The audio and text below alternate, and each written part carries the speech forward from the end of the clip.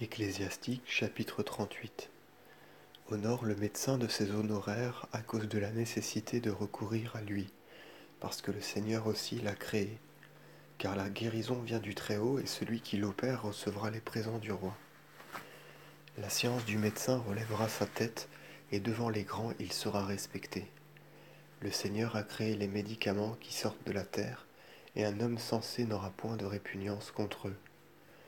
L'eau n'a-t-elle pas été adoucie par du bois dans le temps que Dieu faisait connaître sa puissance, et lui-même a donné la science aux hommes pour être glorifié en ses merveilles. Le Seigneur guérit par ses plantes et il ôte la douleur de l'homme. Celui qui en a la science fera une composition de ces simples et jamais il ne viendra à bout d'achever son ouvrage. La paix de Dieu est sur la face de la terre. Mon fils, si tu tombes malade, ne néglige pas de te soigner, mais prie le Seigneur, et lui-même te guérira. Retire-toi du péché, rends droites tes mains, et purifie ton cœur de toute faute. Fais un don d'agréable odeur, présente un mémorial de fleurs de farine et une oblation en t'humiliant. Et ensuite appelle le médecin, car le Seigneur l'a créé, et qu'il ne s'éloigne point de toi puisque tu as besoin de lui. Il est un temps où eux aussi ont en leurs mains des offrandes de suave odeur. Eux aussi prieront le Seigneur de les faire prospérer en soulagement et guérison pour la conservation d'une vie en danger. Celui qui pêche contre son Créateur tombera dans les mains des médecins. Mon fils, verse des larmes sur un mort, donne le signal des lamentations, comme un homme cruellement affligé, ensevelit son corps selon sa condition et ne néglige point son sépulcre. Pleure amèrement, pleure à chaudes larmes, et mène son deuil, selon son mérite, un jour ou deux de peur de la médisance, puis laisse-toi consoler de cette tristesse. Car de la tristesse provient la mort, et la tristesse du cœur énerve le courage. La tristesse aussi chemine avec celui que l'on mène en prison, et la vie du mendiant est telle que son cœur. N'abandonne pas ton cœur à la tristesse, mais éloigne-la et souviens-toi de ta fin. Ne la perds pas de vue, car il n'est point de retour, et sans utilité pour celui que tu pleures, tu te seras nui à toi-même.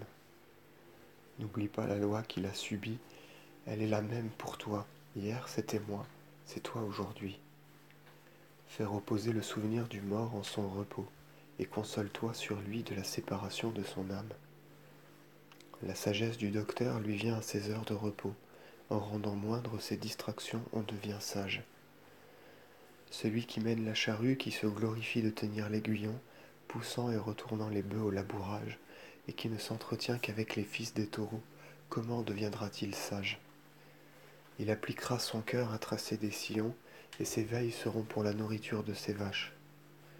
Il en est de même de tout artisan ou constructeur, il passe au travail les nuits comme les jours, ceux qui gravent des sceaux s'occupent constamment à diversifier leurs figures. Ils appliqueront leur cœur à faire une gravure ressemblante, et leurs veilles seront pour la perfection de leurs ouvrages. Il en est de même du forgeron se tenant près de l'enclume et observant le fer encore brut.